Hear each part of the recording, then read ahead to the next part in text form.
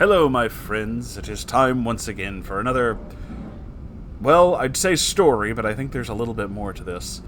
Let's just kind of go with it. This is from Reddit user, that was ugly, 1234. That wasn't me counting, that's actually the name. 5678. That was me counting. My brother is Neckbeardy, and I don't know what to do. Uh-oh. Oh, this might get ugly. Let's get into it.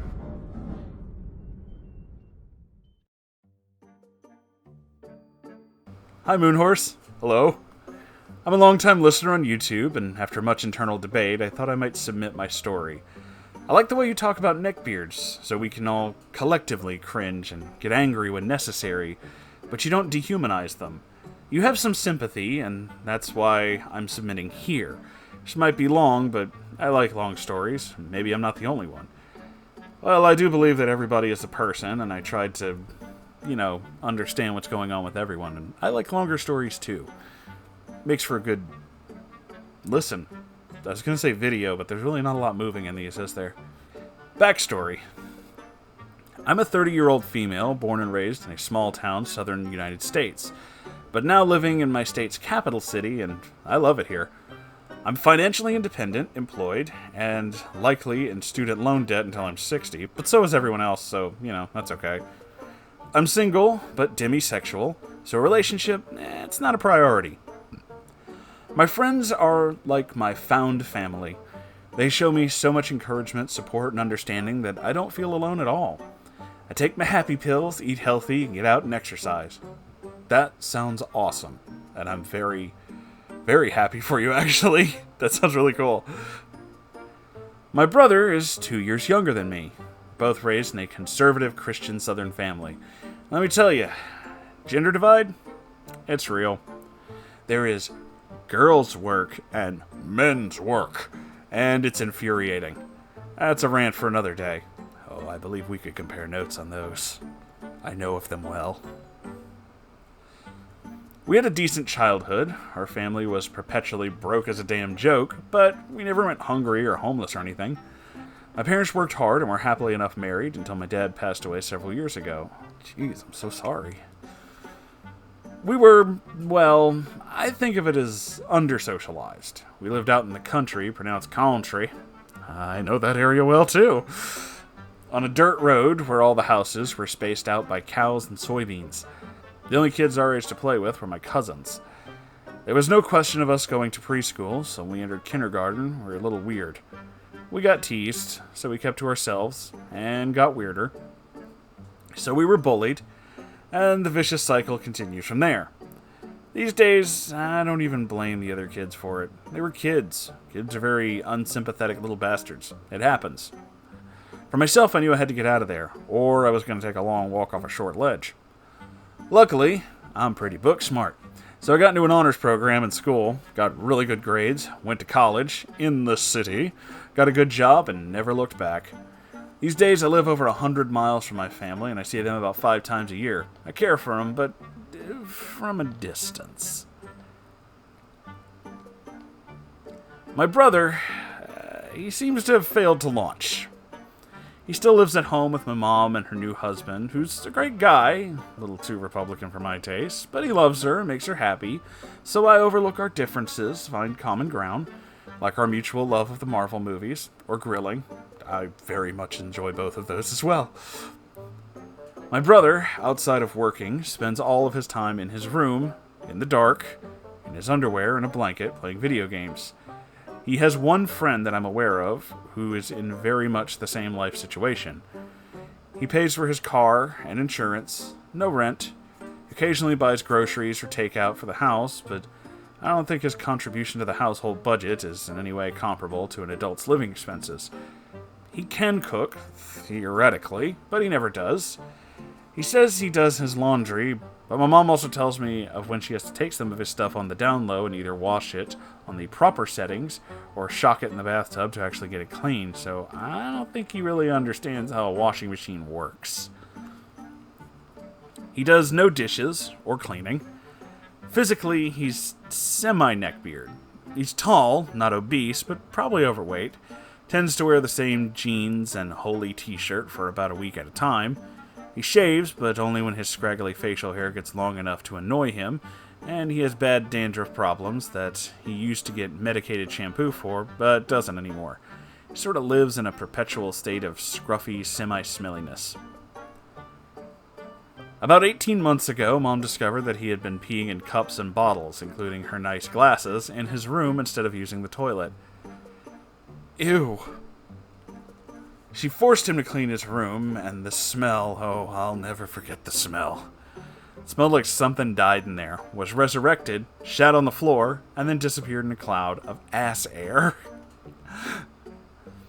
She told him he had 3 months to move out, but I knew that wasn't going to happen. She never sticks to her guns with him. 18 months later, and yeah, still there. The plan now is to plant a prefab home on some land next door that my grandfather gave him, but I'm 98% sure that it's Mom making all the calls to the zoning department, the bank, and the well digging company, etc., etc. Not my brother. My brother's attitude has been getting worse. The whole family has told him he probably needs counseling, or at least some version of happy pills, such as what Mom and I are on, but he refuses. He said some concerning incel-esque type things like, girls have too much power, false rape accusations to ruin a man's life, and Gamergate was a bunch of girls intruding in a world they knew nothing about and they were wanted. I'm sure I don't have to explain to you why that's a red flag. I would call him an incel, except he hooked up a couple of times with a former coworker. She was an older woman with a couple of kids, who I think was just looking for some younger dick to piss off her baby daddy. Mom told him that she wasn't the kind of woman he needed to get involved with. I told him not to stick his dick in crazy, but for a while there, he wouldn't hear a word said against her, which I guess makes sense. No man wants to hear that the only woman he's ever been with only did so because she's certifiably batshit. So that's where we stand. At some point in the next year or so, he may or may not be moving out on his own. On one hand, I'm hopeful. Maybe having his own place and an environment that he can control and take pride in will make him step up. Plus, he'll be having a place to bring a date back to, should he want to. And getting out worked for me. I left after I learned how to eat better. Nutritional education in the South is a joke. Yeah, it is. Learned that the corners of tables and rooms are not for piling up junk, and lost a lot of weight. Maybe it'll work out for him.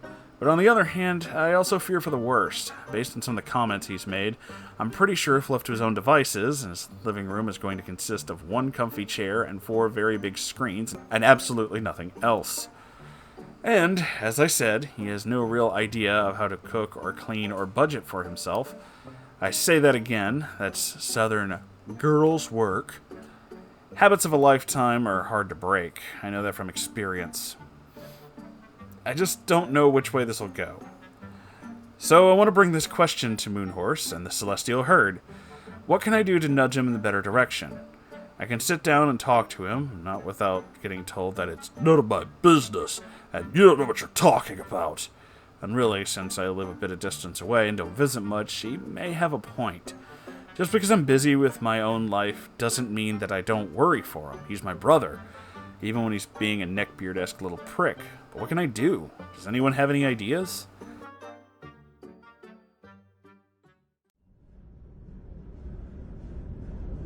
Oh, I will definitely say this. When it comes to neckbeard tendencies, specifically the hoarding and the lack of self-care and things like that, those aren't just like a neckbeard thing. They're also usually signs of a mental illness. But I'm sure you probably already are aware of that, or probably already know that. I've dealt with a lot of people who had issues like that. The way that you're describing, like, his one friend and the way he does things speaks heavily of depression to me. And moving out can help with that. It makes you more, like, responsible. And you kind of get to a point where it's like, okay, these are things I have to do. These are things that, need to have my attention. A lot of it is trying to find that thing that really, inspires you, something that brings you I don't know, like an energy or like inspiration or something like that, or at least that's how it worked for me. As a lot of you already know, because I've said this several times, but it comes up when talking about this stuff a lot too. I had several issues with depression, but starting this channel and doing things like this helped out a lot, because it pushed me into a position where I have to be responsible and actually have to work on things and, have like a deadline. And that kind of made everything kind of fall into place, push more to getting out of negative headspaces and into much better things. I think a lot of it with him would be a similar thing. He needs something to kind of pull him out of what is, this rut that he's in. Being raised in a not so great environment can definitely make you stick to a very specific set, like, mentally. I went through a lot of that shit thanks to my ex-stepmother, who is just a gem. And it took years to get over the horrible things that she would say, and how that influenced my vision of myself. And how, for the longest time I thought it was just like the worst, hideous, most horrible person who ever lived. And I'm only really now getting to the point that, I don't think that about myself. I mean, granted, I'm not a model, but at least I don't hate myself. And I feel like a lot of that has to do maybe with him too. Like, I kind of feel he may feel the same way. He's used to people telling him what he should do. Giving him a lot of, like, but you can't do this, you have to do this. You can't do this, you have to do this. That kind of thing. To, like, just these... What's the word I'm looking for? Platitudes? Specific things? I don't know. But it doesn't feel like he's getting a choice in what to do for himself. And I know the immediate response to whenever it comes to, like, neckbeard things, be like, well, if we give him a choice to do what he wants, he's going to do this. It's like, but is he, though? That's the big thing, is we assume that whatever they're going to do is just to lapse into their own behavior. And some do. That is very true. But when it comes to, like, depression and mental illness, lapsing into your own behavior is a kind of like a safety mechanism. It isn't great. When I was, really depressed and had a lot of issues, I would lapse into my own, like, fallback safety recognition. That's not the phrase I'm looking for. Safety mechanisms. There we go. And I just kind of, like, this is my little shell, and that's where I'm going to be. It didn't feel good, though. I didn't like the shell. It was just a protective measure, but it's not good. It's not a good thing to be a part of. It's not a good thing to be in. And I wanted a way out.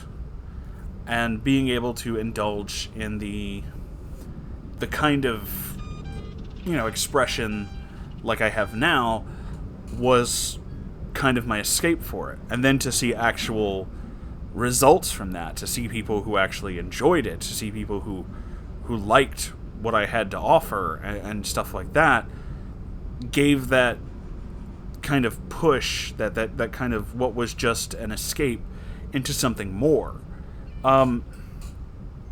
Recently on some of the other streams that we've done, I've watched people who, they have weird YouTube channels, they say and do weird things, and while their actions may be strange, and while we all laugh at some of the weird things they do, I don't at all doubt their motivation. I don't at all doubt, like, their desire to do these things.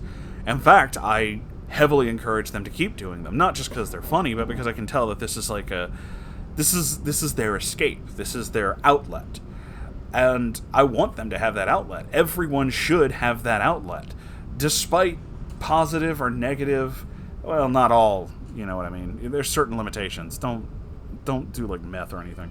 But, like, creative outlets can help you kind of focus what's going on in your head and give you this kind of, thing to try. And I would encourage your brother to try picking up hobbies and, learning something outside of just video games.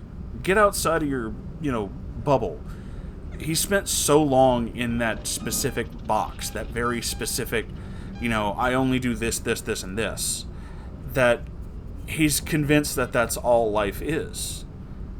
It's not living at home because he doesn't want to do anything.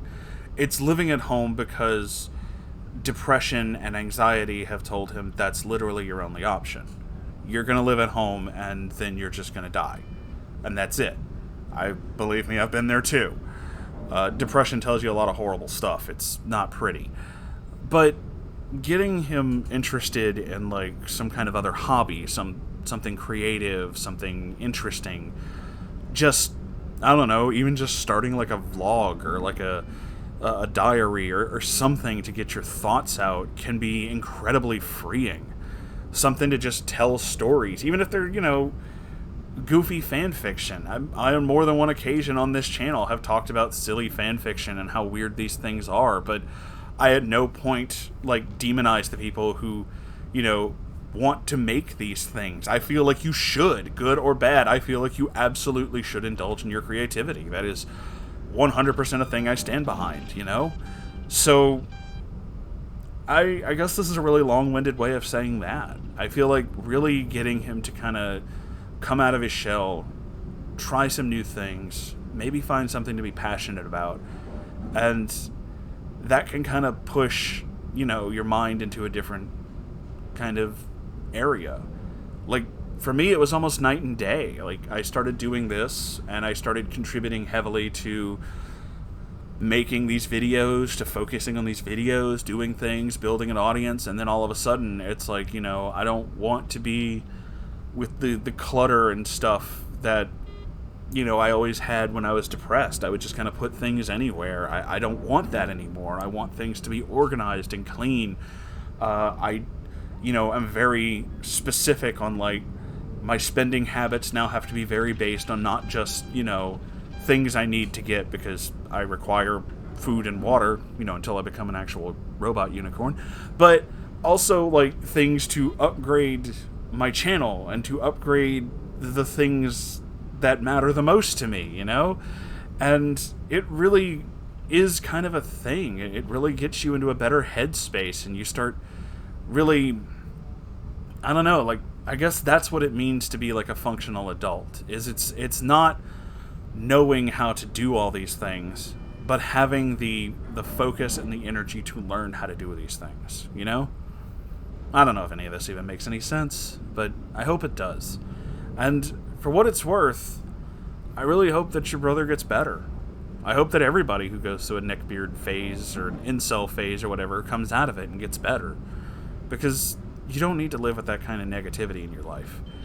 And when it comes to the incel stuff, there's always going to be people who don't like other people for varying goofy reasons, but I really think that the first step is to step away from all that hate. Because I also see that a lot in the incel posts and other things, where people are just trying to talk about, like, the good thing they've done in those communities, but then they have a bunch of other incels telling them how horrible and stupid they are, and it just kind of undercuts everything. And look, man, you don't have to, I think that you should, in this society, in this kind of world that we live in, not hate someone for things they can't control, like just being born female. But I'm not saying you have to like everybody, but you don't need to surround yourself with negativity. Like, that's just not healthy. I get it, it's a thing and you feel comfortable there, but, like, just don't. Just step away from all the hate from time to time, Take a deep breath, walk outside, learn the world isn't as bad as they keep telling you it is. Or maybe that's just me being, sentimental and hoping for the best for everybody. Either way, thank you all for being here. Thank you, our wonderful OP, for sending in this very interesting story that got me talking for damn near 10 minutes. I'm doing good, promise. And thank you all for just being a wonderful part of this, for making everything better, just being yourselves, I guess. So if you have your own story you'd like to share with me, you can send it to r/Moonhorse Stories. I look forward to reading it, because I check that every day, so I will see it. If you'd like to keep the lights on in this place and contribute something or rather buy something, because it's a merch store. I mean, let's not beat around the bush. It's a merch store. You can buy shit. That's what it's for. There's all kinds of cool stuff in there soon. There'll be more stuff. I was going to say too, but then I said soon, and then I just kind of led into another sentence. And that just kind of makes me sound like a crazy person. I'm alright, I promise. I'm just weird. But with all that, make sure you do the YouTube thing with the like, comment, subscribe. I love you all so very, very much. And I'll see you in the next video. Goodbye, everybody.